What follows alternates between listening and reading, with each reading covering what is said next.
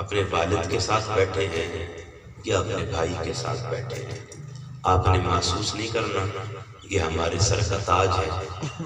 اگر کرسیاں کم پڑ جاتی ہیں، چلو وہ انتظام مزید کر رہے ہیں، تو آپ میں سے کوئی اس کو دیکھ لے بارے دیگر، تو ان بچوں کو میں چاہوں گا آگے بٹھا دیں۔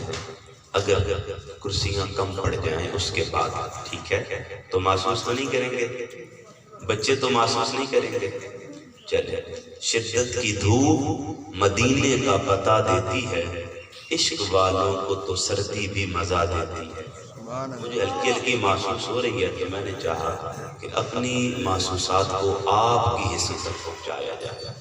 بار طور میں ابتدائی گفتگو میں تہہ دل سے شکریہ ادا کرتا ہوں تحریک منہاج القرآن کے جملہ فورمز کا، بالخصوص منہاج القرآن ویمن لیگ کا، MSM کا، منہاج یوتھ لیگ کا، اور تمام ذیلی فورمز کا، بالخصوص علماء اسلام کا، مشائخ اعظام کا، قرہ حضرات کا، کہ جنہوں نے اپنی ہزارہ اور گوناگون مصروفیات میں سے وقت نکالا اور آج قرآن کے اس درس عظیم میں شامل ہو کر ہمیں یہ موقع مرحمت فرمایا کہ ہم چند باتیں معروضات کی صورت میں قرآن مجید کی آیات بینات کی روشنی کی صورت میں آپ کے سامنے پیش کر سکیں۔ دیکھیں، میری آج کی گفتگو کا موضوع وہ عقیدہ شفاعت ہے۔ کیا ہے؟ عقیدہ شفاعت۔ عقیدہ شفاعت یہ ضروریات دین میں سے ہے۔ قرآن مجید فرقان حمید کی آیات بینات اور حدیث متواترہ سے یہ عقیدہ ثابت ہے۔ جب کوئی چیز نصوص قرآنیہ سے اور حدیث متواترہ سے ثابت ہو جاتی ہے، پھر جو اس کا صریح انکار کرتا ہے، انکار کرنے والا شریعت میں اس کے لیے حکم کفر کا لگتا ہے۔ یعنی جو بھی عقیدہ شفاعت کے نصوص قرآنیہ اور حدیث متواترہ سے ثابت ہونے کے بعد اس کا مطلقاً انکاری ہو، تو اس کے لیے علماء اسلام نے کفر کا فتویٰ لگایا ہے۔ تو یہ عقیدہ ضروریات دین میں سے ہے، اس کے بغیر کسی کو نجات نہیں ہے۔ میں اپنی گفتگو کے ابتدا میں عقیدہ اور شفاعت کی لغوی اور اصطلاحی تعریف کر کے اپنی گفتگو کو آگے بڑھاؤں گا۔ یہ ضروری ہوتا ہے کہ جس چیز کو موضوع بنایا جائے، انسان کو اس موضوع کی بھی کوئی نہ کوئی معرفت ہونی چاہیے۔ تو چونکہ موضوع ہے عقیدہ شفاعت، تو عقیدہ اور شفاعت یہ دونوں الگ ورڈز ہیں، تو ہمیں ان کا روٹ پتہ ہونا چاہیے، ان کا ماخذ پتہ ہونا چاہیے، ان دو لفظوں کی حقیقت اور حیثیت کا علم ہونا چاہیے۔ تو عقیدہ یہ عقد سے ماخوذ ہے، جس کے معنی ہے گرہ باندھنا، گانٹھ باندھنا یا مضبوطی سے پکڑنا۔ عربی زبان میں کہا جاتا ہے اعتقدت کذا، میں نے ایسا عقیدہ رکھا، یا میں نے ایسا اعتقاد رکھا، یا میرا یہ عقیدہ ہے۔ کیسا عقیدہ ہے؟ عربی میں اس کی تعریف کی جاتی ہے عقیدۃ حسنۃ، یعنی ایسا عقیدہ ہے جو انتہائی حسین ہے، جو انتہائی خوبصورت ہے۔ وہ کتنا خوبصورت ہے؟ فرمایا سالمۃ من الشک، عقیدہ خوبصورت بھی ہے اور ایسا خوبصورت ہے جس میں شک کی کوئی گنجائش نہیں ہے، وہ شک سے پاک ہے۔ یعنی انسان کا جو عقیدہ ہونا چاہیے، انسان کی جو نظریاتی فکر ہونی چاہیے، وہ شک سے، شبہات سے، اعتراضات سے ہمیشہ پاک ہونی چاہیے۔ کیسی؟ عقیدۃ حسنہ سالمۃ من الشک، اس میں شک کی رتی برابر بھی گنجائش نہیں ہونی چاہیے۔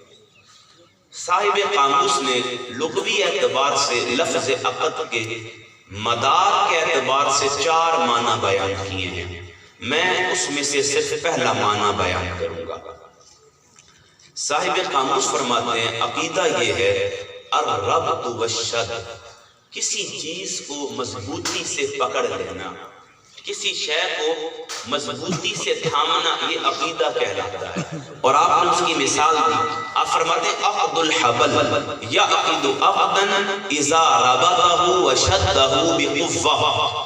جیسے رسی کو مضبوطی سے پکڑا جاتا ہے نا اور اس کو گانٹھ لگائی جاتی ہے کہ پھر وہ کھل نہ سکے، اس میں انقطاع پیدا نہ ہو، وہ آپس میں جوڑ نہ رکھے بلکہ وہ آپس میں ایسی جڑ جائے کہ اس کا جوڑ ختم ہو جائے اور اس کی اتنی مضبوطی اور گرفت اتنی پختہ ہو جائے کہ پھر وہ رسی کھل نہ سکے اور نہ انسانی ہاتھ سے چھوٹ سکے.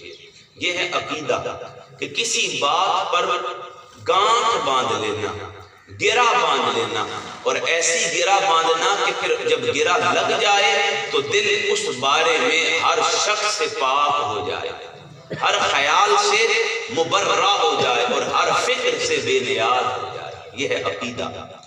اصطلاح میں عقیدہ کہتے ہیں وہ عمل جس پر آپ کا دل مہر تصدیق ثبت کر دے یا دل کسی بات پر ایمان لے آئے، یہ عقیدہ ہے.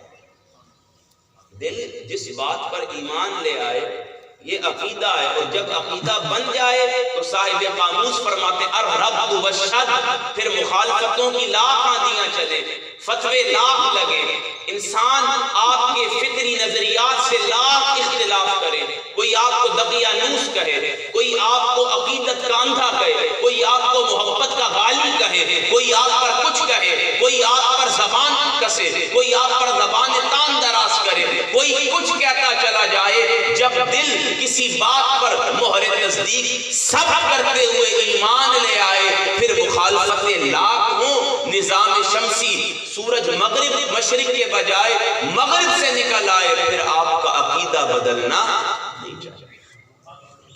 یعنی اتنا مضبوط ہونا چاہیے آپ کا عقیدہ، اور ایسی گرہ ہونی چاہیے کہ پھر اس گرہ کو کوئی کھول.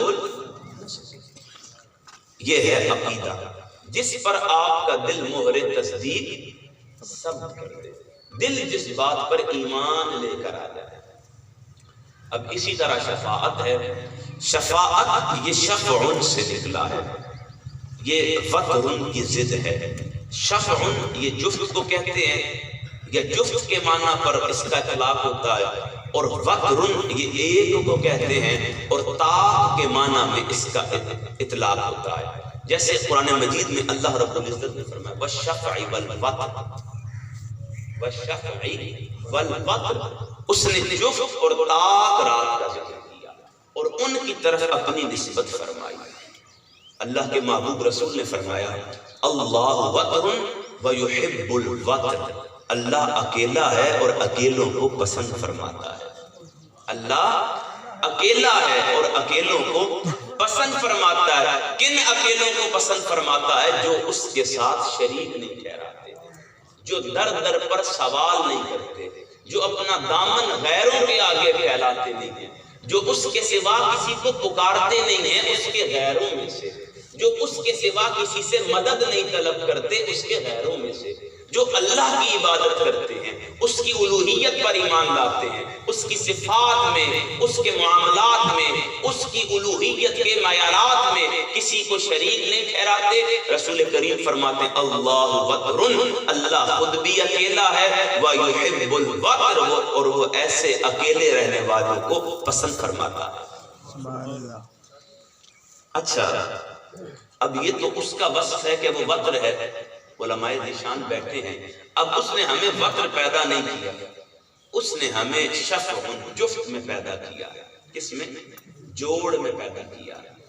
قیامت کا دن ہوگا، رب ذوالجلال کی بارگاہ سے منادی حکم دے گا انتم وزوجک الجنہ، تم بھی جنت میں چلے جاؤ علماء نے اس کا ترجمہ کیا، یعنی میاں اور بیوی کو کہا جائے گا کہ تم بھی جنت میں جاؤ، اور جس کے ساتھ تمہیں دنیا میں رشتہ ازدواج ملا تھا اسے بھی جنت میں لے کر چلے جاؤ۔ میرے شیخ فرماتے ہیں کہ اس کا وسیع معنی ہے، وہ میاں اور بیوی کے لفظ پر بھی دلالت کرتا ہے لیکن وسعت بھی رکھتا ہے۔ وسعت کیا ہے؟ سیدی شیخ الاسلام فرماتے ہیں رب فرمائے گا انتم وازواجکم فی الجنہ، تم بھی جنت میں چلے جاؤ، اور جو دنیا میں تمہارے ساتھ جڑ گیا تھا، جسے تمہاری نسبت مل گئی تھی، ارادت مل گئی تھی، سنگت مل گئی تھی، معیت مل گئی تھی، جو تمہارے صاحبان رحمت میں آ گیا تھا، خود بھی جنت میں چلے جاؤ، وزوجک الجنہ، اور جو دنیا میں تم سے جڑتا چلا گیا تھا اسے بھی اپنے ساتھ جنت میں۔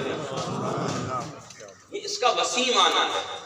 تو اللہ نے ہمیں تو جوڑ میں پیدا کیا، وہ جنت میں بھی ہمیں جوڑوں میں لے کر جائے گا، کیونکہ وہ وتر ہے، وہ اکیلا ہے، اپنی صفات میں، الوہیت میں، اپنی اعلیٰ اقدار میں، ہر اعتبار سے وہ تنہا ہے، واحد ہے، وحدہ لا شریک ہے۔